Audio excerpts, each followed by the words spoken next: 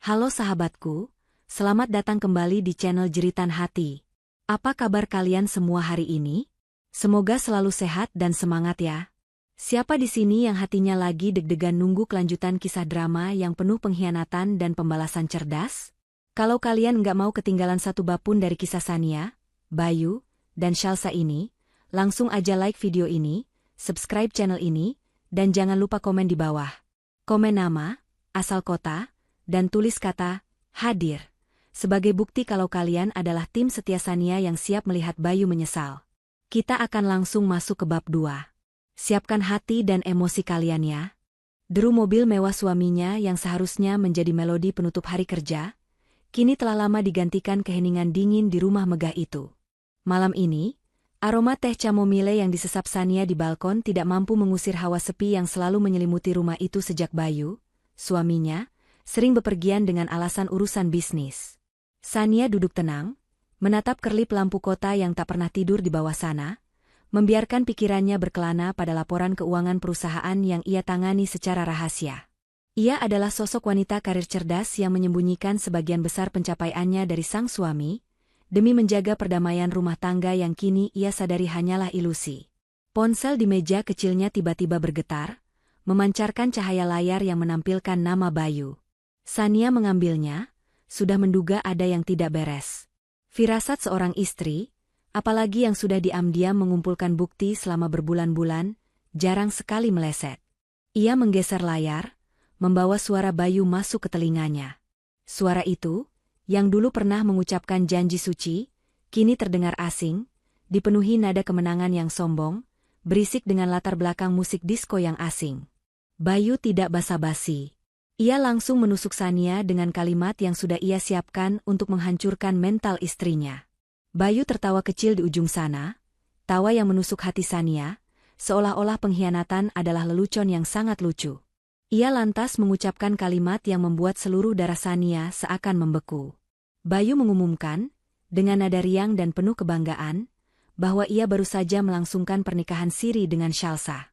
Bayu menceritakan dengan detail bagaimana indahnya Shalsa di matanya, bagaimana Shalsa jauh lebih mengerti dirinya, bagaimana Sania selama ini dianggap terlalu kaku dan sibuk dengan dunia kerjanya yang tidak jelas. Bayu tidak berhenti di situ. Ia melanjutkan rentetan kalimatnya, tujuannya jelas, membuat Sania menangis, meratap, dan merasa tidak berharga. Setelah puas memuji istri barunya, Bayu melanjutkan dengan perintah yang sangat merendahkan. Sekarang, dengar baik-baik. Aku akan pulang lusa. Aku tidak mau ada drama di rumah. Aku tahu kamu suka berlebihan. Aku akan membawa Shalsa bersamaku, kami akan tinggal di rumah itu. Tugasmu, bersih rumah, siapkan kamar terbaik untuk kami. Kalau kamu tak mau, angkat kaki segera. Aku tidak butuh air matamu, aku butuh rumah ini bersih untuk menyambut istri baruku. Permintaan itu datang dari pria yang telah ia temani dari nol, dari rumah kontrakan kecil hingga rumah megah 3 lantai ini. Sebuah rumah yang ia biayai mayoritasnya dengan keringatnya sendiri. Sania merasa perutnya ditarik ke bawah, bukan karena sakit hati, tetapi karena sebuah kepastian. Kepastian bahwa ia tidak akan menangis. Ia tidak akan memberikan Bayu kepuasan itu. Sania menarik napas panjang, menenangkan dirinya. Ia membiarkan keheningan mengambil alih selama beberapa detik, membuat Bayu di seberang sana merasa cemas dan kebingungan. Sania menoleh ke arah ruang kerja suaminya, tempat ia menemukan bukti-bukti transfer gelap dan surat utang yang memalukan atas nama dirinya. Bibir Sania perlahan membentuk senyum kecil, senyum yang tidak sampai ke mata. Itu adalah senyum yang dingin, penuh dengan kepastian yang menakutkan, jauh dari ratapan yang diharapkan Bayu. Ia tahu, inilah saatnya kartu truf yang ia simpan selama berbulan-bulan dikeluarkan. Kartu truf yang ia siapkan sejak ia menemukan Bayu pertama kali berbohong tentang perjalanan dinas keluar kota. Halo? Sania, kamu dengar aku, kan? Jangan diam saja. Jawab. Bayu mulai meninggikan suaranya, merasa tidak nyaman dengan kebisuan Sania. Sania tertawa kecil, tawa renyah yang membuat Bayu di seberang sana terdiam, keangkuhannya langsung meredup, digantikan oleh firasat buruk yang tiba-tiba menyergap. Rumah ini? Tentu saja aku akan membereskannya. Bayu, Jawab Sania, suaranya tenang, nyaris seperti bisikan mematikan yang tidak bisa ia hindari. Aku akan membereskan semua barang-barangmu, dan memastikan tidak ada lagi jejakmu di sini, termasuk foto pernikahan kita. Karena begitu kamu masuk ke pintu utama nanti, jeda Sania semakin panjang, membuat napas Bayu tercekat di ujung telepon. Kamu tidak lagi datang sebagai pemilik rumah, tapi sebagai tamu tak diundang yang akan diseret ke kantor polisi. Kalimat itu bagai sambaran petir di telinga Bayu. Ia hendak memotong, namun Sania melanjutkan dengan suara yang semakin tegas, semakin yakin. Jangan lupa bawa kunci rumah barumu, karena aku sudah lama tidak sabar untuk angkat kaki dari neraka bersamamu, dan aku sudah mendapatkan kebebasan itu. Satu lagi, Bayu, besok pagi, kamu akan menerima surat resmi dari pengacaraku, Pak Bram. Surat itu berisi rincian utang pribadimu yang sudah lama aku tanggung, dan sekarang akan aku tuntut penuh.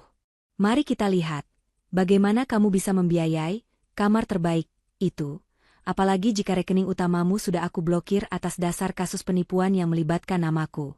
Selamat menikmati bulan madumu, mantan suamiku. Sania langsung memutus panggilan tanpa menunggu respons Bayu.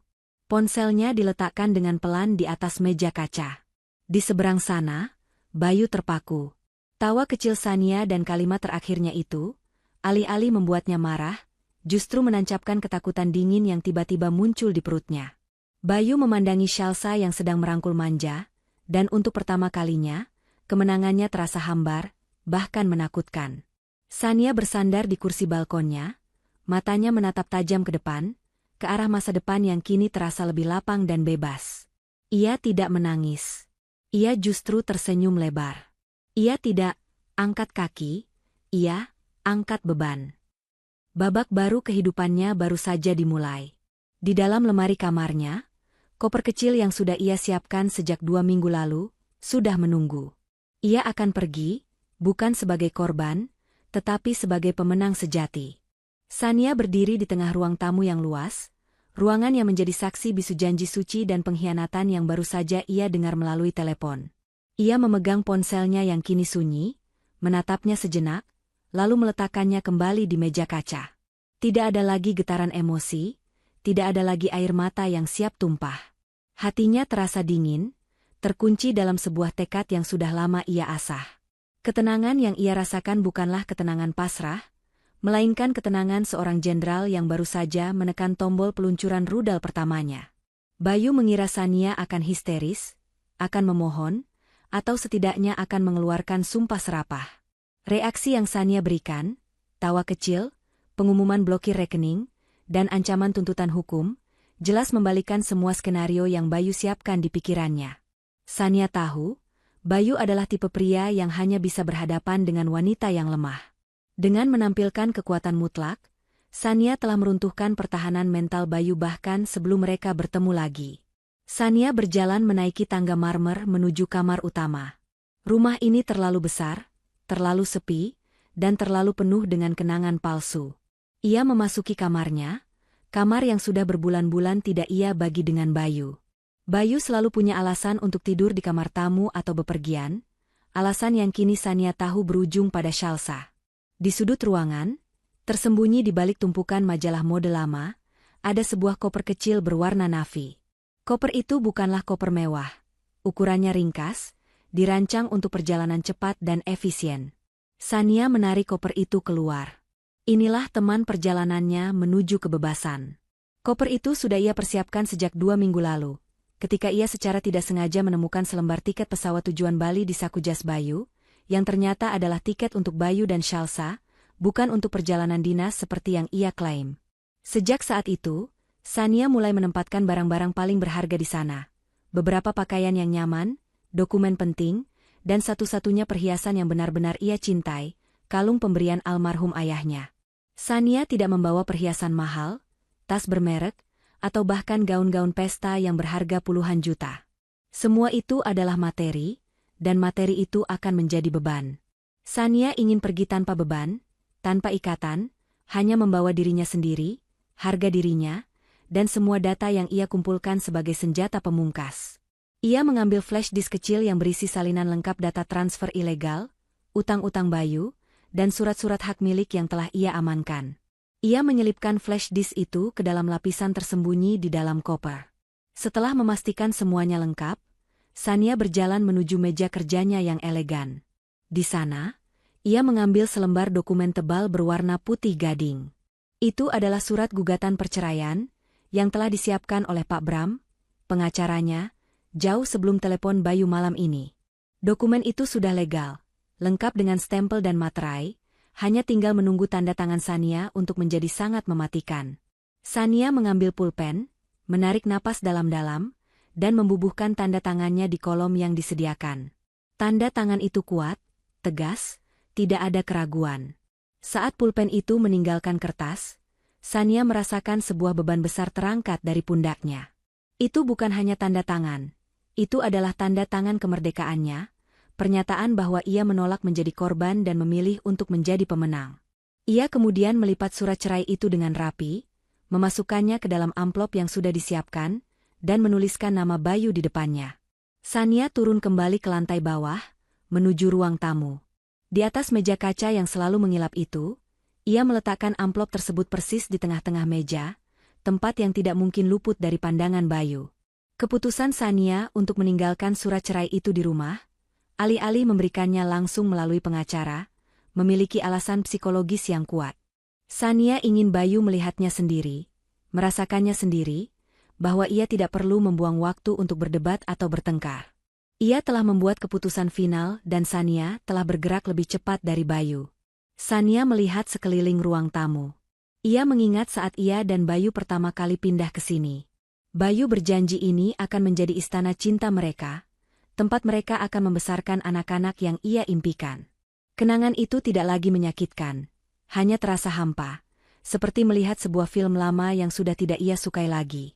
Sania lalu berjalan menuju perapian yang jarang sekali digunakan. Di sana, tertumpuk album foto-foto pernikahan mereka. Album itu tebal, penuh dengan tawa dan janji-janji yang kini terasa seperti ironi pahit. Sania membuka album itu perlahan. Ia mengambil satu-satunya foto yang paling besar, foto mereka berdua tersenyum di bawah pelaminan megah.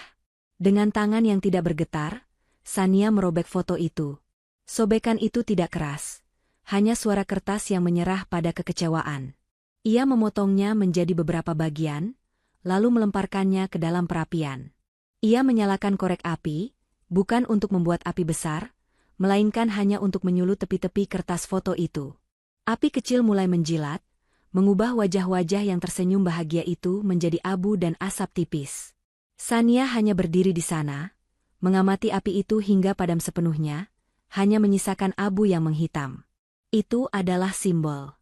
Sania tidak ingin menghancurkan rumahnya, tetapi ia ingin menghancurkan memori palsu di dalamnya. Ia ingin Bayu melihat bahwa yang tersisa dari hubungan mereka hanyalah abu dingin di perapian. Inilah bagian dari kalimat Sania di telepon, bahwa ia akan membereskan semua jejak Bayu. Setelah menyelesaikan ritual kecilnya, Sania kembali ke kamar. Ia mengenakan mantel panjang, mengambil kunci mobilnya yang bukan mobil pemberian Bayu, dan mengambil koper kecilnya. Ia melihat ke arah rumah itu untuk terakhir kalinya. Ia memejamkan mata sejenak, bukan untuk mengenang, tapi untuk mengucapkan selamat tinggal pada dirinya yang lama, yang naif, yang pernah percaya pada janji seorang pengkhianat. Di luar dugaan, Sania tidak menangis. Sania merasakan pembebasan yang luar biasa. Ia adalah Sania yang baru, Sania yang kuat. Ia tahu, Bayu akan kembali dan berteriak, akan menuduhnya gila atau licik. Tetapi Sania tidak akan ada di sana untuk mendengarnya. Ia akan ada di tempat yang jauh lebih tenang. Tempat ia bisa membangun kembali kerajaannya tanpa Bayu, tanpa Shalsa, dan tanpa beban pengkhianatan. Sania membuka pintu rumahnya, menarik koper kecilnya, dan melangkah keluar menuju malam. Pintu tertutup di belakangnya, bukan dengan bantingan, melainkan dengan suara klik yang pelan, mengunci babak kehidupan itu. Ia berjalan cepat menuju mobilnya, memasukkan koper, dan duduk di balik kemudi. Sebelum menyalakan mesin, ia mengirimkan satu pesan singkat kepada Pak Bram, pengacaranya. Selesai. Saya sudah keluar dari rumah. Lanjutkan sesuai rencana awal. Rencana awal yang dimaksud adalah rencana yang sudah matang, rapi, dan tak terhindarkan, yang akan membuat Bayu dan Shalsa menerima kejutan yang jauh lebih pahit daripada sekadar surat cerai di meja ruang tamu. Sania menghela napas, menyalakan mesin, dan meninggalkan rumah megah itu, rumah yang kini ia tinggalkan untuk Bayu dan istri barunya, membiarkan mereka menikmati istana yang rapuh itu, sementara Sania memilih kebebasan sejati. Ia tahu, Bayu akan panik begitu melihat sisa abu dan surat cerai di meja. Tapi kepanikan itu belum seberapa dibandingkan kehancuran finansial yang telah Sania persiapkan untuknya. Matahari pagi menyambut Sania dengan kehangatan yang berbeda. Bukan lagi sinar matahari yang mengingatkannya pada kewajiban rumah tangga yang hampa, melainkan sinar yang menjanjikan awal baru. Sania tiba di sebuah bangunan modern di pusat kota. Ini bukanlah kantor Sania yang sebenarnya. Identitas CEO dan pemilik perusahaan startup teknologi yang ia sembunyikan rapat-rapat, melainkan kantor firma hukum milik Pak Bram, pengacara kepercayaannya.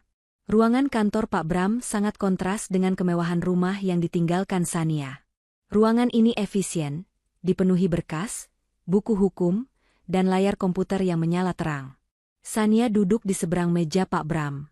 Pengacara paruh baya itu menatap Sania dengan kekaguman.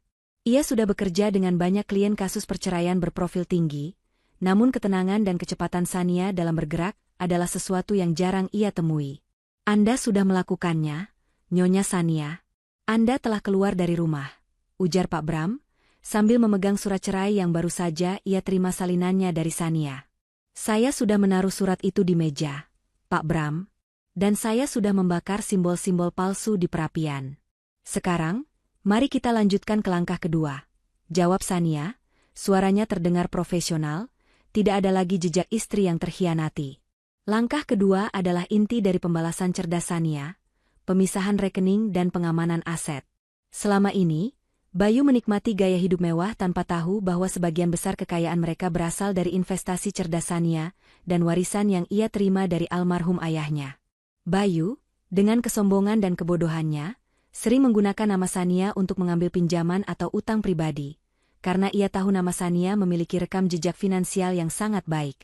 Sania mengeluarkan beberapa lembar dokumen penting dari tas kerjanya. Dokumen itu adalah bukti transfer dan pengalihan hak.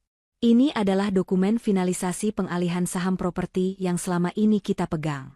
Properti di Cisarua, aset yang selama ini Bayu yakini masih atas nama perusahaan gabungan, kini sepenuhnya atas nama tunggal saya. Dan ini, final statement dari bank, jelas Sania, menunjuk ke sebuah baris angka. Semua dana yang menjadi hak saya secara mutlak, termasuk warisan dan hasil investasi pribadi saya selama 5 tahun terakhir, sudah saya pindahkan ke rekening yang baru, yang bahkan tidak terdaftar dalam catatan pajak Bayu. Pak Bram mengangguk puas. Sempurna, Nyonya Sania. Ini adalah pemisahan yang sangat bersih. Anda meninggalkan Bayu hanya dengan aset yang secara hukum telah dijaminkan namanya sendiri, termasuk rumah besar itu. Meskipun sertifikat rumah itu atas nama Anda, utang KPR yang belum lunas diambil oleh Bayu atas nama pribadi. Ia mengira dengan begitu ia aman, padahal ia sedang memikul beban utang yang sangat besar. Sania tersenyum tipis. Bayu selalu mengira dia lebih pintar dalam urusan uang. Dia bangga dengan statusnya sebagai pengusaha sukses yang bisa menalangi kebutuhan rumah. Padahal, utang-utang itulah yang dia jadikan alasan untuk memanipulasi saya agar tidak ikut campur urusan finansialnya. Fokus utama Sania pagi ini adalah pengambil alihan kendali atas utang-utang yang dibebankan Bayu atas nama Sania. Dengan cerdik, Sania telah menemukan celah hukum di mana Bayu menandatangani beberapa dokumen pinjaman investasi yang menjaminkan sebagian aset Sania tanpa persetujuan penuh dan jelas. Utang-utang pribadi Bayu yang menggunakan nama saya, yang totalnya mencapai miliaran, akan kita proses sebagai tindak penipuan finansial, Pak Bram. Saya ingin Anda hari ini juga mengirimkan surat somasi resmi ke kantor Bayu, bukan hanya untuk gugatan cerai, tapi juga tuntutan pengembalian dana pinjaman yang ia gunakan untuk kepentingan pribadinya, yang saya yakini sebagian besar digunakan untuk membiayai gaya hidup mewahnya dan Shalsa, tegas Sania. Pak Bram segera memanggil tim hukumnya. Operasi senyap ini harus diselesaikan dalam waktu cepat, sebelum Bayu dan Shalsa tiba lusa. Pak Bram menjelaskan bahwa dengan langkah ini, Bayu akan dipaksa untuk berhadapan dengan konsekuensi finansial yang jauh lebih besar daripada sekadar perceraian. Surat somasi itu akan menjadi bom waktu yang meledak di tengah-tengah bulan madu. Bayu dan istri barunya di rumah yang kini menjadi sarang utang. Sania duduk di ruang rapat kantor Pak Bram, menghabiskan waktu berjam-jam meninjau setiap detail dokumen, memastikan tidak ada celah hukum yang bisa digunakan Bayu untuk membalikkan keadaan. Ia bukan hanya menuntut cerai, ia menuntut keadilan, harga diri, dan pertanggungjawaban. Ia juga menyiapkan bukti-bukti perselingkuhan Bayu, bukan untuk mencari simpati hakim, tetapi untuk memperkuat posisinya dalam pembagian harta Gonogini. Walaupun Sania telah mengambil alih semua aset pribadinya, ia tidak ingin Bayu mendapatkan sepeser pun dari harta yang seharusnya menjadi miliknya. Bayu selama ini selalu meremehkan Sania, menganggap Sania hanyalah ibu rumah tangga yang memiliki bisnis kecil-kecilan.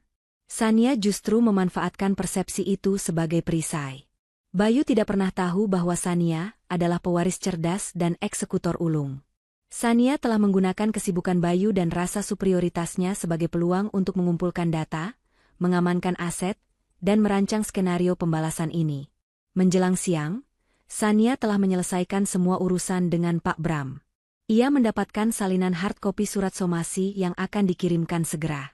Di dalamnya, tertulis jelas bahwa Bayu harus melunasi seluruh utang atas nama Sania dalam waktu 7x24 jam, atau menghadapi gugatan pidana penipuan dan pemalsuan tanda tangan.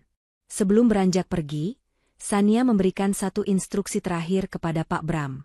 Tolong pastikan, Pak Bram, bahwa pengiriman surat somasi ini dilakukan pada hari Bayu tiba di rumah. Saya ingin surat ini menjadi kado penyambutan yang sempurna untuknya dan istri barunya, kata Sania, sambil tersenyum tenang. Pak Bram tersenyum kembali, mengagumi kecerdasan Sania. Tentu, Nyonya Sania. Saya akan pastikan kurir kami yang paling efisien yang akan mengantarnya.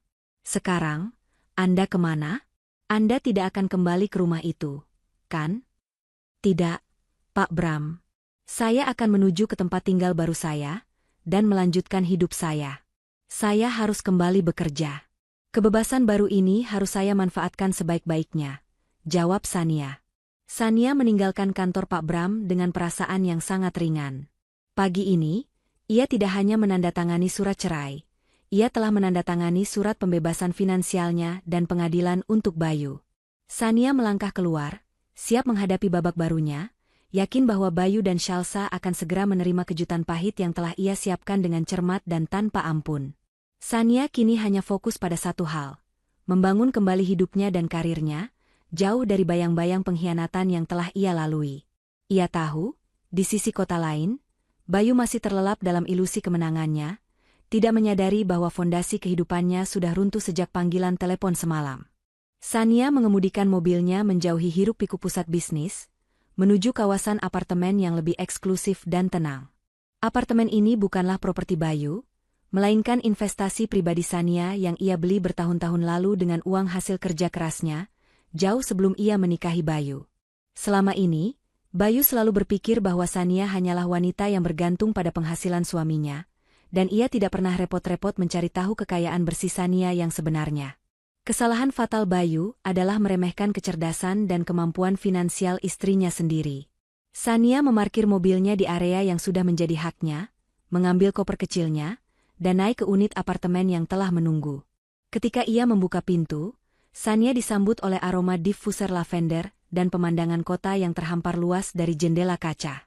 Unit ini minimalis namun berkelas, jauh lebih kecil dari rumah mewah Bayu, tetapi terasa 1000 kali lebih damai.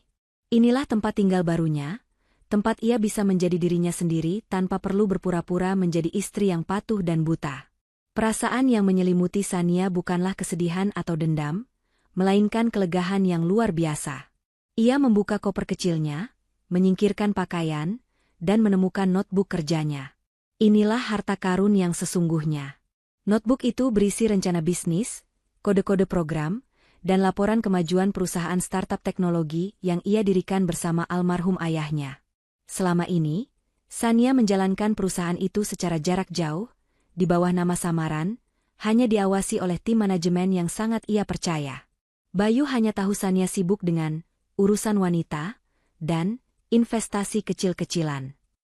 Sania menyalakan notebook itu, dan langsung terhubung dengan dunia yang selama ini ia sembunyikan dari Bayu. Dunia yang penuh tantangan, kesuksesan, dan pengakuan. Ia menghabiskan sisa hari itu bukan untuk meratapi pernikahan yang hancur, melainkan untuk meninjau kembali proyek besar yang sempat ia tunda, karena harus berfokus pada drama rumah tangga Bayu yang tak berkesudahan. Sejak lama, Sania telah menyadari bahwa ia tidak bisa terus-menerus menyembunyikan identitasnya. Pengkhianatan Bayu adalah katalis yang ia butuhkan untuk kembali sepenuhnya ke medan perang profesional. Keputusan Bayu untuk menikah siri justru memberikan Sania izin untuk melepaskan topengnya. Keesokan harinya, Sania memulai kembali rutinitas kerjanya, tetapi dengan energi yang berlipat ganda. Ia menghubungi Pak Rian, manajer operasional kepercayaannya. Sania memberitahu Pak Rian bahwa ia akan segera mengambil alih kepemimpinan secara terbuka dan resmi. Pak Rian, yang selama ini hanya berhubungan dengannya melalui sambungan rahasia, menyambut kabar ini dengan sukacita. Ia tahu, dengan kembalinya Sania, perusahaan akan melonjak jauh lebih tinggi. Sore harinya, Sania berjalan ke salah satu taman kota yang rindang, tempat ia dulu sering mencari ketenangan saat Bayu bersikap dingin. Sania duduk di bangku taman, membiarkan dirinya menikmati es krim sederhana. Ia melihat sekeliling, mengamati orang-orang yang sibuk dengan kehidupan mereka. Ia menyadari bahwa selama ini, ia terlalu fokus pada kehidupan Bayu, mencoba memenuhi harapannya, menutupi kekurangannya, dan melindungi reputasinya. Kini, Sania hanya fokus pada dirinya sendiri. Sania mengeluarkan ponselnya, tetapi kali ini bukan untuk menerima panggilan, melainkan untuk membuat sebuah unggahan di media sosial yang selama ini ia gunakan hanya untuk menampilkan foto-foto pemandangan. Kali ini, ia mengunggah foto dirinya sedang duduk di taman, tersenyum tulus, dengan keterangan yang singkat namun penuh makna. Sania tidak menyebut Bayu, tidak menyebut perpisahan, tetapi kalimatnya secara implisit menunjukkan kebebasan yang ia raih. Keterangan itu berbunyi, mencari ketenangan sejati. Melepaskan semua yang bukan milik kita, untuk membuka ruang bagi semua yang memang seharusnya ada. Hello, New Beginnings. Unggahan itu segera memicu reaksi. Teman-teman lama Sania yang sudah lama tidak mendengar kabarnya mulai mengirimkan pesan pribadi. Sania hanya menjawab seadanya, menjaga jarak dari drama. Ia ingin pesannya jelas. Ia baik-baik saja, bahkan jauh lebih baik. Di sisi lain kota, Bayu masih tenggelam dalam perayaan bulan madu siri yang terganggu oleh panggilan telepon Sania. Bayu tidak tahu bahwa unggahan Sania di media sosial adalah langkah awal Sania untuk memproklamirkan kemerdekaannya secara publik dan profesional. Unggahan itu adalah jembatan yang menghubungkan Sania yang hanya istri dengan Sania yang pewaris cerdas. Pada malam harinya, Sania kembali ke apartemennya. Ia menatap keluar jendela, melihat lampu-lampunya menyala, terasa seperti rumah yang sesungguhnya. Ia tidak menyesali rumah megah yang ia tinggalkan, rumah itu adalah sangkar emas yang dipenuhi kebohongan. Apartemen ini, yang lebih sederhana, adalah markasnya. Ia mengambil surat gugatan cerai yang sudah ia tanda tangani, dan membacanya sekali lagi. Ia fokus pada poin-poin hukum yang dibuat oleh Pak Bram. Dokumen itu mencantumkan bahwa Sania menolak nafkah pasca perceraian, tetapi menuntut pengembalian penuh atas semua utang yang dibebankan Bayu atas namanya. Sania tidak butuh uang Bayu. Sania hanya ingin Bayu merasakan beban finansial yang sesungguhnya. Sania tidur malam itu dengan nyenyak, tanpa memikirkan Bayu, Shalsa, atau drama yang akan mereka ciptakan. Ia tidur sebagai wanita yang bebas, wanita yang memiliki kendali penuh atas hidupnya dan masa depannya. Di pagi hari, ia akan bangun dan melanjutkan pekerjaan yang ia cintai. Perjalanan Sania menuju jati dirinya yang baru telah dimulai, dan ini adalah babak yang tidak bisa dihentikan oleh pengkhianatan Bayu. Ia telah memilih kedamaian sejati, dan kedamaian itu memberinya kekuatan untuk menghadapi badai yang akan datang. Ia siap. Hari yang dijanjikan Bayu akhirnya tiba. Bayu dan Shalsa kembali dari perjalanan singkat mereka, perjalanan yang Bayu anggap sebagai kemenangan sempurna. Ia telah berhasil menikahi wanita yang ia damba-dambakan, dan kini ia siap kembali ke rumah mewahnya untuk menyingkirkan Sania, istri sahnya yang dianggap sudah tidak relevan.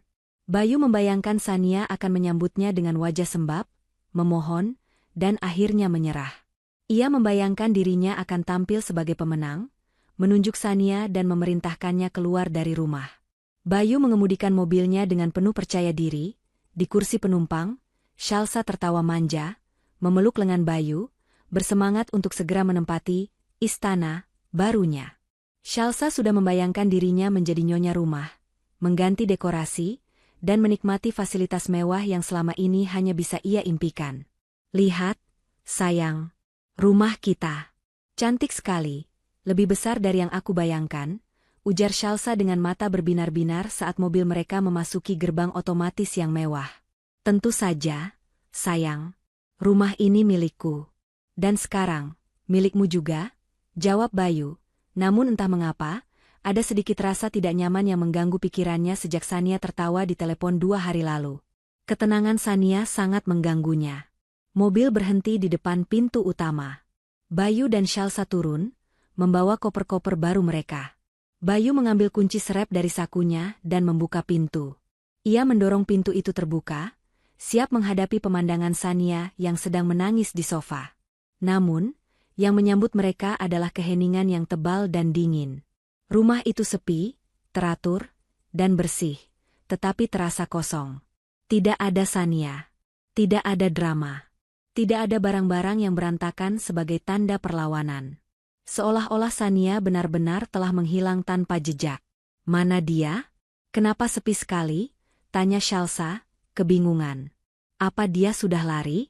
Baguslah, kita tidak perlu repot-repot mengusirnya. Bayu berjalan masuk lebih dulu. Pasti dia sudah pergi. Tapi Sania tidak akan pergi tanpa meninggalkan pesan drama. Dia pasti bersembunyi di suatu tempat. Bayu berjalan cepat menuju kamar utama, berharap menemukan Sania di sana. Kamar itu juga kosong, bersih, dengan spray yang rapi. Tidak ada tanda-tanda pertengkaran atau pengemasan barang secara terburu-buru. Sania seolah-olah memang tidak pernah ada. Bayu mulai merasa sedikit kesal. Kemenangannya terasa hambar tanpa adanya Sania sebagai penonton yang kalah. Mereka turun kembali ke ruang tamu. Shalsa langsung menjatuhkan diri di sofa empuk, merasa sudah menjadi nyonya rumah yang sah. Ah, leganya. Akhirnya kita bisa hidup tenang, Bayu. Bayu mengangguk, tetapi matanya terpaku pada sesuatu di meja kaca. Sebuah amplop putih gading, diletakkan persis di tengah meja, di bawah lampu kristal yang tergantung megah. Di depannya, tertulis namanya, untuk Bayu. Bayu mendekat dengan langkah ragu. Ini dia, pasti surat ratapan Sania yang penuh dengan air mata. Ia mengambil amplop itu, merobeknya dengan tergesa-gesa, dan mengeluarkan isinya. Begitu Bayu melihat kop surat dan judul dokumen itu, wajahnya langsung pucat. Tangannya yang memegang kertas itu mulai gemetar hebat. Bukan surat cinta, bukan surat perpisahan yang manis. Itu adalah surat gugatan perceraian, lengkap dengan tanda tangan Sania dan stempel resmi dari pengadilan. Sania telah mengajukan gugatan cerai dan telah menandatanganinya, bahkan sebelum Bayu menginjakan kaki di rumah ini. Apa itu, sayang? Surat apa? Tanya Shalsa, mendekat. Bayu tidak menjawab, tenggorokannya tercekat. Ia hanya mampu menunjuk ke arah perapian di sudut ruangan. Shalsa dan Bayu sama-sama melihat ke sana. Di dalam tungku perapian yang dingin, ada sedikit abu hitam, dan di sampingnya, ada sisa-sisa sobekan kertas yang terbakar. Begitu didekati, mereka mencium bau kertas terbakar yang samar-samar. Shalsa memungut sisa kertas yang tidak terbakar sempurna di pinggir tungku. Itu adalah potongan wajah mereka berdua, yang kini tinggal abu. Foto pernikahan kita. Gumam Bayu, suaranya pelan dan putus asa.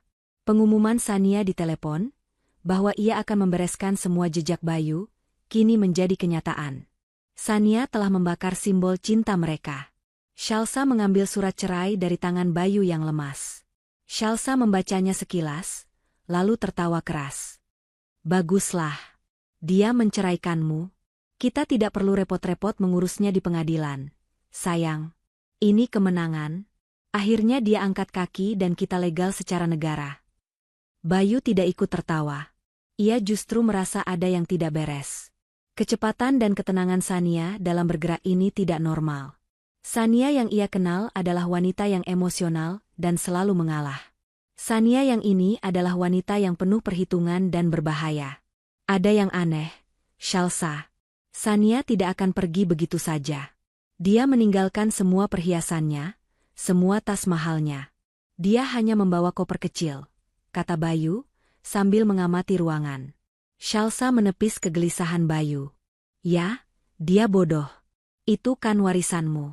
Sekarang kita yang akan menikmatinya. Lupakan dia. Ayo, kita siapkan kamar terbaik yang kamu janjikan padaku. Bayu akhirnya mengalah, mencoba mengusir kecemasan yang tiba-tiba muncul. Mereka mulai membawa koper-koper mereka ke lantai atas. Mereka memilih kamar tamu yang paling besar, kamar yang dulu Bayu tempati saat berpura-pura marah pada Sania agar bisa tidur sendiri. Saat mereka sibuk menata barang, Bayu mencoba menghubungi nomor Sania lagi, tetapi hanya terdengar suara operator, nomor Sania sudah tidak aktif. Bayu mencoba menghubungi telepon rumah Sania, juga tidak diangkat. Bayu mulai panik, tapi ia mencoba menahannya. Ia membiarkan Shalsa sibuk dengan rencana dekorasi kamar. Namun, ketenangan Bayu benar-benar terenggut ketika ia mengeluarkan dompetnya untuk memesan makanan mewah. Ia mencoba menggunakan kartu kreditnya, kartu platinum yang selalu ia banggakan, tetapi transaksinya ditolak. Bayu mencobanya lagi, menggunakan kartu lain, kartu yang sama-sama atas namanya. Hasilnya sama, transaksi ditolak. Ada apa, Bayu? Kenapa kamu tidak jadi pesan? Tanya Shalsa yang baru keluar dari kamar mandi. Kartuku diblokir. Jawab Bayu, suaranya sedikit bergetar. Ia teringat kalimat Sania di telepon. Rekening utamamu sudah aku blokir atas dasar kasus penipuan yang melibatkan namaku. Bayu segera lari ke ruang kerjanya, menyalakan komputer, dan mencoba mengakses rekening giro utamanya. Setelah beberapa kali mencoba password yang benar, layar menampilkan pesan, akses ditolak. Rekening Anda dalam penyelidikan hukum. Kepanikan Bayu kini menjadi nyata, dingin, dan mematikan. Ia jatuh terduduk di kursi kerjanya. Pengumuman Sania di telepon itu bukanlah gertakan. Sania telah mengambil tindakan. Bayu melihat ke arah Shalsa, yang masih sibuk memilih warna spray. Bayu menyadari bahwa ia baru saja kehilangan bukan hanya istrinya, tetapi seluruh sumber daya finansialnya, dan kini ia terjebak di rumah yang menjadi sarang utang KPR-nya, bersama istri barunya yang hanya mencintai kemewahan. Bulan madu itu telah berganti menjadi abu, bahkan sebelum dimulai. Kepanikan Bayu tidak bisa lagi disembunyikan. Ia terduduk lemas di kursi kerjanya, menatap layar komputer yang berulang kali menolak akses ke rekeningnya. Shalsa, yang mendengar kegaduhan itu, bergegas masuk ke ruangan, wajahnya penuh tanda tanya. Ia melihat Bayu, suaminya yang selalu ia banggakan karena kekayaannya, kini tampak seperti pria yang baru saja melihat hantu. Ada apa, Bayu? Kenapa kamu pucat sekali? Tadi kenapa kartu kreditmu ditolak? Tuntut Shalsa, nada manjanya mulai bercampur dengan kecemasan. Bayu menunjuk ke layar dengan tangan gemetar. Rekeningku diblokir. Semuanya. Giro, tabungan investasi, semuanya. Sania yang melakukannya. Dia tidak main-main dengan ucapannya di telepon. Shalsa awalnya tidak percaya. Ia tertawa sinis. Diblokir? Mana mungkin? Kamu kan CEO di sana. Paling-paling ada kesalahan sistem bank. Coba telepon bankmu, Bayu. Jangan dramatis. Bayu mencoba menuruti saran Shalsa, meskipun instingnya mengatakan Sania jauh lebih pintar dari sekadar kesalahan sistem. Ia mencoba menghubungi manajer bank pribadinya. Setelah beberapa kali mencoba, ia berhasil berbicara dengan seseorang dari Departemen Hukum bank.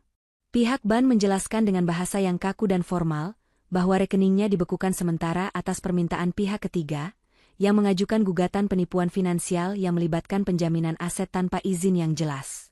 Bayu terperangah. Pihak ketiga itu jelas adalah Sania, melalui pengacaranya, Pak Bram. Bayu membanting gagang telepon. Ini serius. Shalsa, Sania tidak hanya menceraikanku, dia menyeretku ke masalah hukum. Dia menuntutku atas pengembalian dana pinjaman yang aku gunakan atas namanya. Shalsa yang tadinya santai, kini mulai bereaksi. Bukan karena simpati, tetapi karena ia menyadari bahwa sumber kemewahannya terancam. Ia mendekati Bayu, raut wajahnya berubah menjadi menuntut. Utang apa? Pinjaman apa? Kamu tidak pernah bilang kamu punya utang sebesar itu. Bukankah kamu selalu bilang kamu kaya raya? Bagaimana kita akan hidup? Kita butuh uang tunai. Kita bahkan belum mengisi kulkas. Bayu, seru Shalsa, suaranya naik 1 oktav. Kebutuhan mendesak pertama menghantam mereka dengan keras. Mereka baru tiba di rumah megah itu, tetapi mereka tidak memiliki uang tunai sama sekali. Bayu selama ini selalu mengandalkan kartu kredit dan transfer cepat, dan ia jarang menyimpan uang tunai dalam jumlah besar di rumah. Kulkas yang seharusnya menjadi simbol kemakmuran, kini kosong melompong. Bayu, yang frustrasi, mencoba kembali menghubungi Sania. Ia mencari nomor telepon Sania yang lama, ia mencoba nomor kantornya, dan bahkan mencoba menghubungi teman-teman Sania yang dulu sering ia abaikan. Semua usahanya sia-sia. Nomor Sania tidak aktif, dan teman-temannya tidak menjawab panggilan dari Bayu, karena Sania sudah memberitahu mereka untuk tidak merespons. Kita harus menghubungi dia. Suruh dia buka blokir rekening. Paling tidak, suruh dia mencairkan utang yang dia tuntut itu agar kita punya pegangan uang. Desak Shalsa. Aku sudah coba. Dia memutus semua akses. Wanita itu licik sekali. Teriak Bayu, merasa dirinya yang tadinya superior kini menjadi korban. Ia tidak menyadari ironi dalam kata-katanya. Bayu memutuskan untuk menghubungi ibunya, Ibu Wati, seorang wanita yang selalu membela Bayu dan sering meremehkan Sania. Bayu berharap Ibu Wati bisa meminjamkannya sejumlah uang dan memberinya dukungan moral. Bu, tolong aku. Sania sudah gila. Dia menceraikanku dan memblokir semua rekeningku. Aku terjebak di rumah ini tanpa uang tunai. Ibu harus bantu aku. Bayu berteriak melalui telepon. Ibu Wati terkejut mendengar kabar itu. Awalnya ia marah pada Sania, menyebut Sania wanita durhaka. Namun, ketika Bayu meminta pinjaman tunai dalam jumlah besar, Ibu Wati mulai ragu. Ibu Wati bukanlah orang kaya. Ia hidup dari tunjangan pensiun dan kiriman rutin dari Bayu. Bayu, ibu tidak punya uang sebanyak itu. Uang ibu hanya cukup untuk kebutuhan bulan ini. Kenapa kamu sampai bisa diblokir Sania? Memangnya kamu melakukan apa? Tanya Ibu Wati, mulai panik dan curiga. Bayu mencoba menutupi tentang utang yang ia bebankan atas nama Sania, hanya mengatakan bahwa Sania cemburu dan ingin balas dendam. Ibu Wati, yang serakah, mendesak Bayu untuk menjual perhiasan Sania yang ditinggalkan di rumah. Jual saja emas-emas Sania yang dia tinggalkan. Ambil uangnya dulu. Jangan biarkan dia menang, saran Ibu Wati. Bayu dan Shalsa segera bergegas ke kamar utama, membuka kotak perhiasan Sania. Mereka berharap menemukan berlian dan emas yang bisa menyelamatkan mereka. Namun, kotak itu hanya berisi beberapa perhiasan imitasi murah dan 1 set perhiasan lama pemberian keluarga Bayu, yang nilainya tidak seberapa. Satu-satunya perhiasan yang bernilai tinggi, kalung warisan ayah Sania, sudah dibawa pergi oleh Sania di dalam koper kecilnya. Sania tahu betul apa yang harus ia tinggalkan dan apa yang harus ia selamatkan. Kepanikan mereka memuncak. Mereka terjebak dalam sangkar emas yang mereka dambakan. Rumah itu besar. Pendingin udara bekerja dengan baik, listrik menyala, tetapi mereka kelaparan dan tidak punya uang untuk membeli makan malam. Bayu menyadari bahwa keputusannya untuk menikahi Shalsa secara siri dan mengusir Sania tidak hanya menghancurkan pernikahannya, tetapi juga stabilitas finansialnya. Ia mulai menyesali tawa kecil Sania di telepon, karena tawa itu kini bergema di kepalanya sebagai peringatan kehancuran yang akan datang. Ia mencoba menghubungi kantor Bayu, tetapi panggilan dari nomor tidak dikenal tidak diangkat oleh sekretarisnya. Mereka baru saja tiba, tetapi neraka finansial sudah menyambut mereka. Shalsa, yang sudah mulai lelah dengan kemewahan palsu itu, kini mulai menyalahkan Bayu. Ini semua salahmu. Kenapa kamu begitu ceroboh dengan utangmu? Kalau begini caranya, aku tidak mau tinggal di sini. Bayu mengabaikan Shalsa, fokus pada satu hal, menghubungi Sania. Ia tahu, Sania adalah satu-satunya yang bisa menarik tuntutan hukum ini. Ia harus menemukan Sania, dan ia harus melakukannya segera, sebelum surat somasi dari Pak Bram tiba lusa dan memperburuk keadaannya.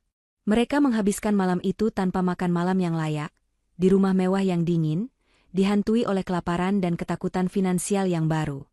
Pagi hari kedua Bayu dan Shalsa di rumah megah itu dimulai dengan suasana yang jauh dari romantis.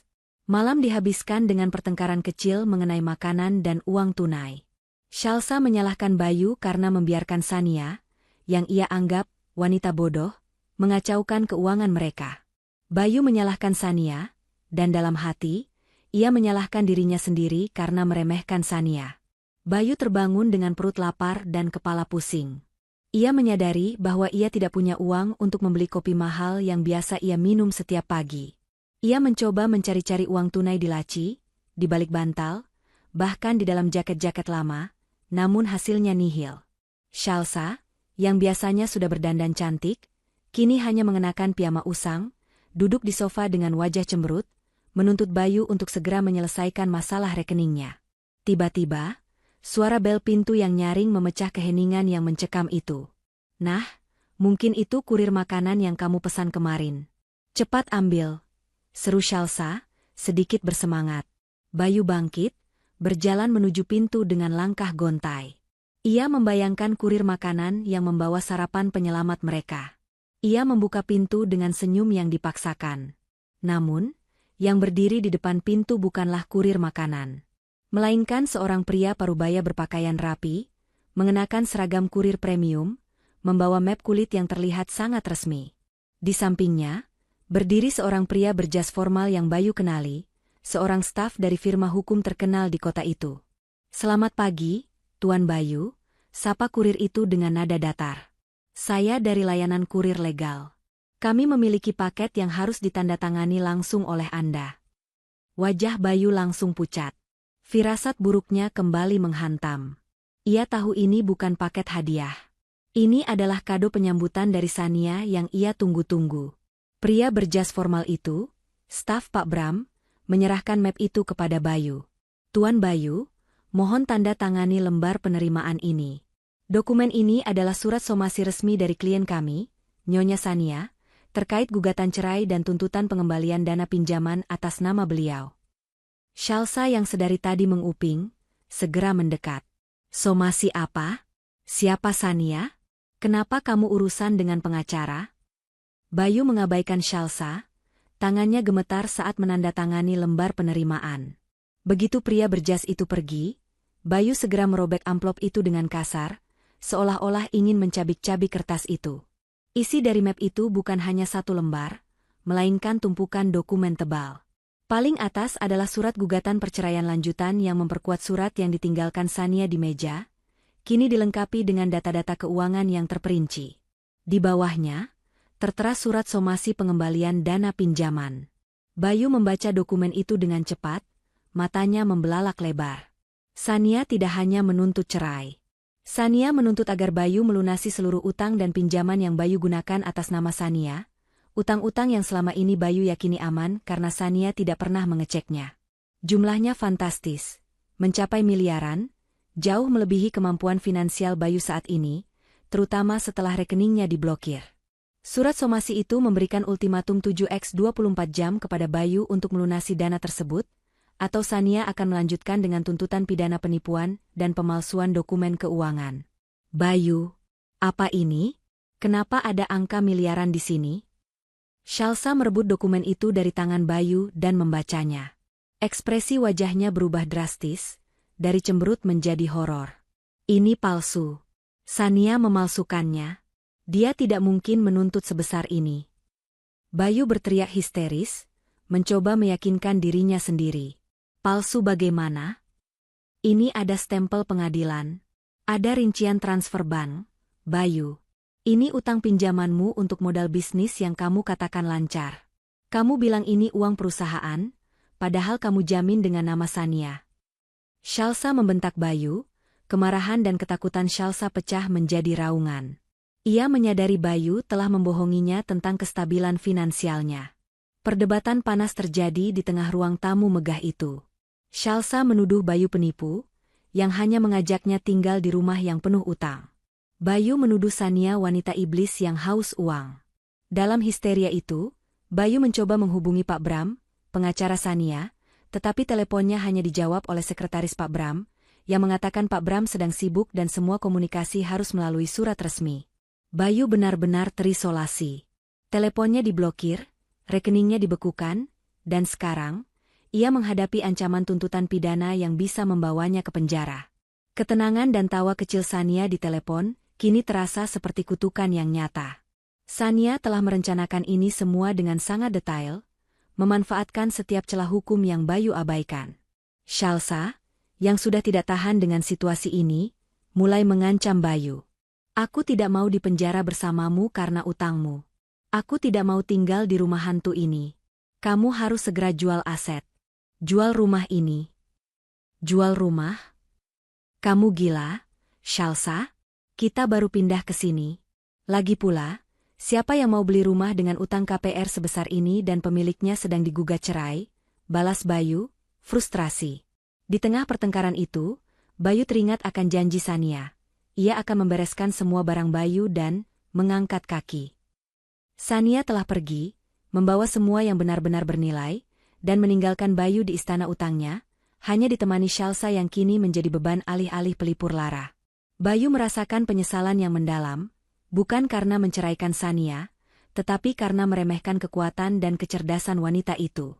Hari penyambutan di rumah barunya ini berubah menjadi hari paling mengerikan dalam hidup Bayu. Ia tahu, babak kehancurannya baru saja dimulai.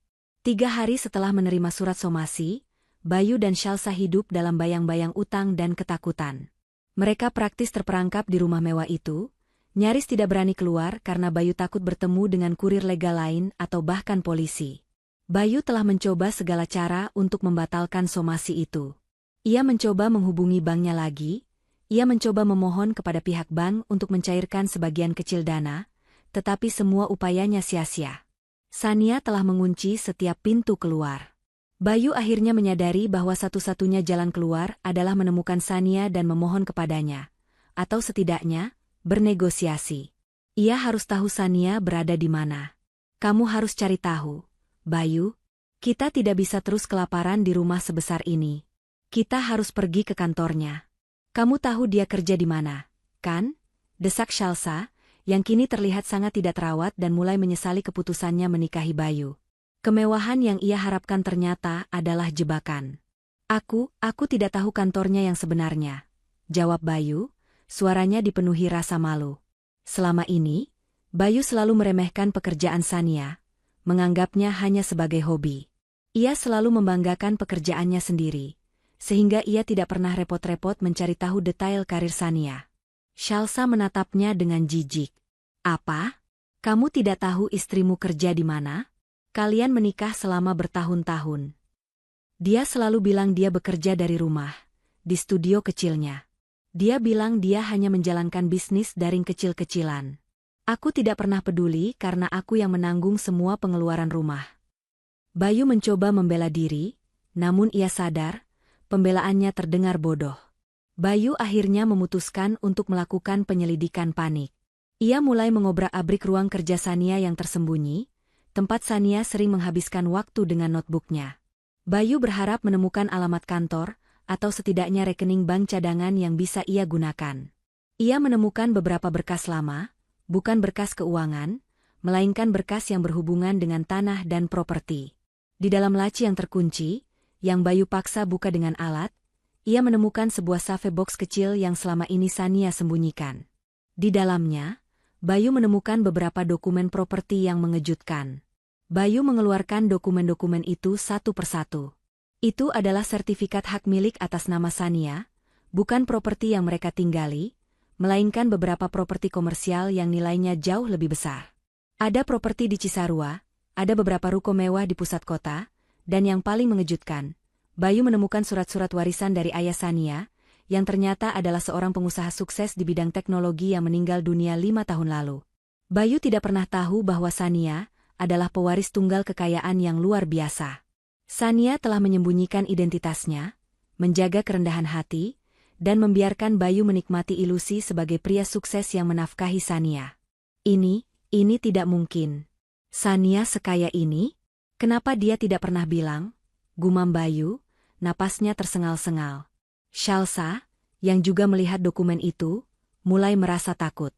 Mereka tidak hanya mengkhianati Sania, mereka mengkhianati seorang wanita yang jauh lebih kuat dan lebih kaya dari yang mereka bayangkan. Kemarahan Shalsa mulai bergeser menjadi rasa penyesalan dan ketakutan. Kita harus segera cari dia, Bayu. Kalau kita tidak melunasi utang itu, dia akan memenjarakanmu. Kita harus memohon padanya. Desak Shalsa, kini ia yang paling panik. Bayu kemudian teringat pada unggahan Sania di media sosial beberapa hari lalu, yang ia abaikan. Unggahan foto Sania di taman kota dengan keterangan tentang awal yang baru. Bayu segera membuka akun media sosialnya dan mencari nama Sania. Bayu melihat unggahan Sania, dan dia menemukan komentar-komentar dari teman-teman lama Sania yang ternyata adalah tokoh-tokoh penting di dunia bisnis dan teknologi. Salah satu komentar yang paling mencolok adalah dari Pak Rian, manajer operasional yang Bayu kenal dari dunia bisnis. Tetapi Bayu selalu berpikir Sania hanya kenal Pak Rian secara sosial. Komentar Pak Rian berbunyi, "Selamat datang kembali, Bu Sania. Kami semua siap menyambut Anda kembali ke pucuk pimpinan. Kami butuh ide-ide brilian Anda. Senang melihat Anda telah menemukan kedamaian sejati." Bayu membacanya berulang kali. Pucuk pimpinan. Bayu dengan cepat mencari nama perusahaan yang sering disebut Pak Rian, dan fakta yang ia temukan selanjutnya hampir membuatnya pingsan. Perusahaan itu adalah perusahaan teknologi raksasa yang sedang naik daun, dan Sania adalah salah satu pendirinya, serta pemegang saham mayoritas. Inilah bisnis yang selama ini Sania sebut, kecil-kecilan, dan hobi. Bayu menyadari kebenaran yang kejam, Sania tidak pernah bergantung padanya. Sania adalah wanita yang sangat mandiri, cerdas, dan kaya, yang sengaja merendahkan diri agar Bayu merasa nyaman sebagai seorang suami. Dan Bayu, dengan keangkuhannya, telah menginjak-injak permata yang ia miliki. Rasa penyesalan Bayu bukan lagi hanya soal uang.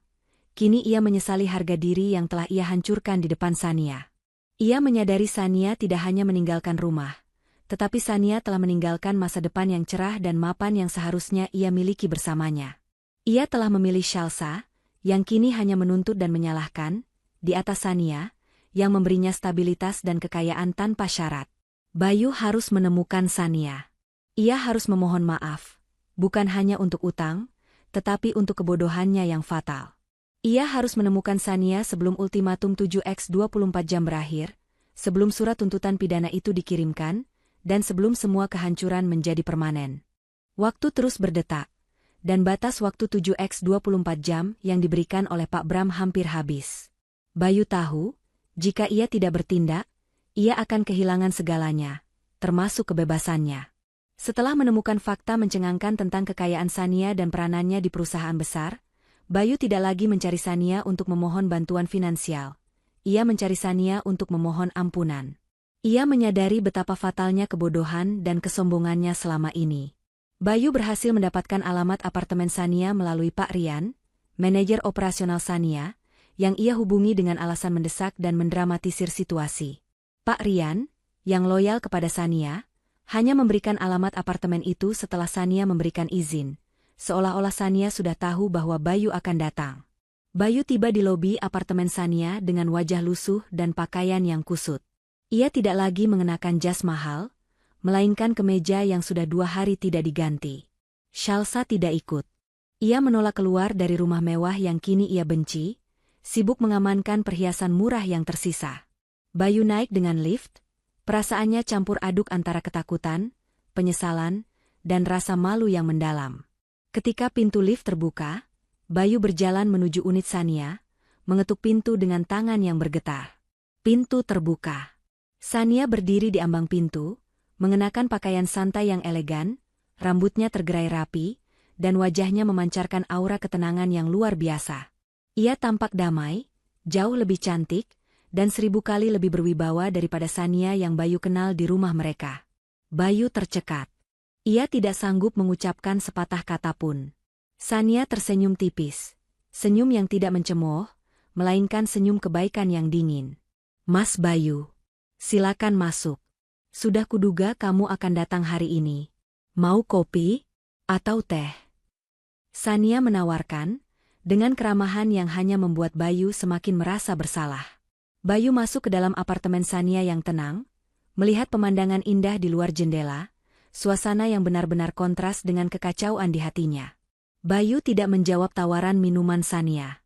Ia langsung berlutut di lantai marmer, kepalanya tertunduk dalam, air mata yang selama ini ia tahan tumpah membasahi karpet. "Sania, aku mohon. Maafkan aku," ucap Bayu, suaranya serak dan pecah. "Aku tahu aku bodoh. Aku tahu aku tolol. Aku mengkhianatimu, aku meremehkanmu, dan aku buta. Aku tidak tahu kamu sekaya ini, sekuat ini, Sania." Bayu, yang selalu sombong dan angkuh, kini berlutut di hadapan Sania, bukan karena Sania kaya, tetapi karena ia menyadari betapa murahnya harga dirinya dibandingkan dengan kebesaran hati Sania yang ia sia-siakan. Sania tetap berdiri, menatap Bayu yang berlutut di kakinya. Ia tidak senang melihat Bayu menderita, tetapi ia senang melihat Bayu akhirnya jujur pada dirinya sendiri. "Berdiri, Mas Bayu. Aku tidak suka melihatmu berlutut. Itu tidak perlu. Aku bukan Tuhan, dan aku tidak butuh pengakuanmu atas kekayaanku," kata Sania, suaranya tetap tenang. Bayu tidak berani berdiri. Ia hanya mengangkat wajahnya yang penuh air mata. "Aku tidak memohon uang, Sania. Aku tidak memohonmu untuk membatalkan gugatan cerai. Aku pantas mendapatkan ini. Aku pantas bangkrut. Tapi aku mohon, batalkan tuntutan pidana itu. Aku tidak mau dipenjara." Bayu menceritakan semua kepanikannya, tentang rekeningnya yang diblokir, tentang Shalsa yang kini berubah menjadi beban, tentang betapa hampa dan laparnya ia di rumah megah itu. Ia menceritakan bagaimana ia menemukan dokumen properti dan surat warisan Sania. Ia menceritakan bagaimana ia menyadari bahwa selama ini, ia hidup dari bayangan kekayaan Sania, dan ia menghancurkan sumber kehidupannya sendiri. "Aku minta maaf karena aku tidak pernah melihatmu, Sania. Aku hanya melihat diriku sendiri. Aku meremehkan usahamu, aku meremehkan kecerdasanmu, dan aku melukai hatimu demi wanita yang hanya mencintai uangku. Dan sekarang, aku tidak punya apa-apa lagi. Shalsa sudah mulai mengancam akan meninggalkanku begitu ia tahu aku benar-benar bangkrut." Bayu menghela napas panjang. Sania menarik kursi, duduk di hadapan Bayu, menatapnya lurus-lurus. Matanya tidak lagi menunjukkan cinta, hanya sebuah kekosongan yang damai. "Aku memaafkanmu, Bayu. Aku memaafkan semua yang kamu lakukan. Tapi memaafkan tidak berarti melupakan, dan memaafkan tidak berarti kembali. Aku akan membatalkan tuntutan pidana itu, bukan karena kamu memohon, tetapi karena aku tidak ingin membuang-buang waktuku di pengadilan untuk urusan yang tidak penting." Kalimat Sania yang tenang itu justru terasa lebih menyakitkan bagi Bayu daripada sebuah teriakan. Sania menganggap urusan pidana Bayu sebagai urusan yang tidak penting. "Tapi, tuntutan perdata atas pengembalian dana pinjaman yang kamu gunakan atas namaku akan tetap berjalan, Mas Bayu. Kamu harus melunasi semua utang itu. Itu adalah tanggung jawabmu. Kamu harus belajar merasakan konsekuensi dari setiap keputusanmu, tanpa ada aku yang menalangi," tegas Sania. Bayu menerima keputusan itu dengan pasrah. Ia tahu, Sania telah memberikan keadilan yang sesungguhnya. Ia harus menanggung semua beban itu sendirian. Sania kemudian tersenyum kecil, senyum terakhir yang akan Bayu lihat dari istrinya. "Rumah itu, Mas Bayu, aku tinggalkan untuk kalian. Nikmati istana yang rapuh itu, karena besok pagi, tim hukumku akan mengirimkan surat resmi pembatalan tuntutan pidana, bersamaan dengan surat penyitaan properti yang kamu jaminkan untuk utang-utang yang kamu ambil. Setelah ini, kita tidak akan bertemu lagi, Mas Bayu. Jangan pernah menghubungiku lagi." Bayu akhirnya berdiri, wajahnya terlihat lega sekaligus hancur. Ia mengucapkan terima kasih, sebuah ucapan yang tulus dari lubuk hatinya. Ia berjalan keluar dari apartemen Sania, meninggalkan ketenangan dan kedamaian sejati, menuju kehancuran yang sudah menunggunya. Bayu kembali ke rumah megah itu dengan perasaan campur aduk.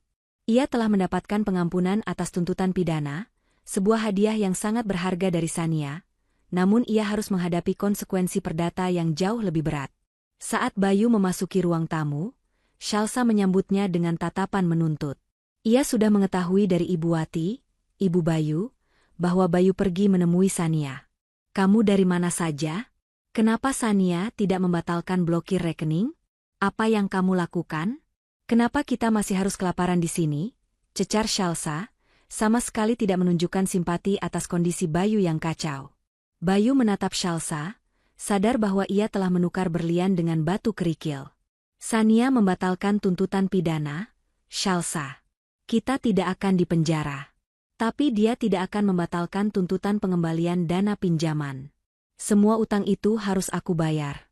Dan dia meninggalkan rumah ini untuk kita.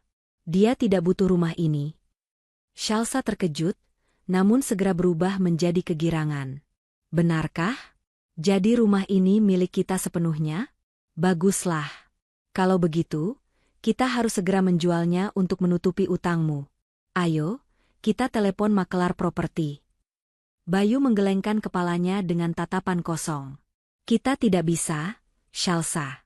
Rumah ini masih terikat utang KPR yang besar atas namaku.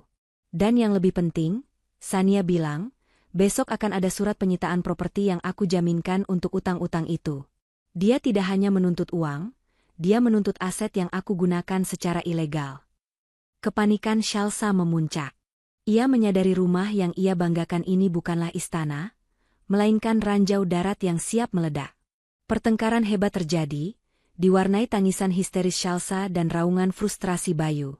Shalsa menuduh Bayu penipu, pembohong, dan pria miskin. Ia mengungkapkan dengan jujur bahwa ia tidak pernah mencintai Bayu, hanya mencintai kemewahan yang ia kira akan ia dapatkan.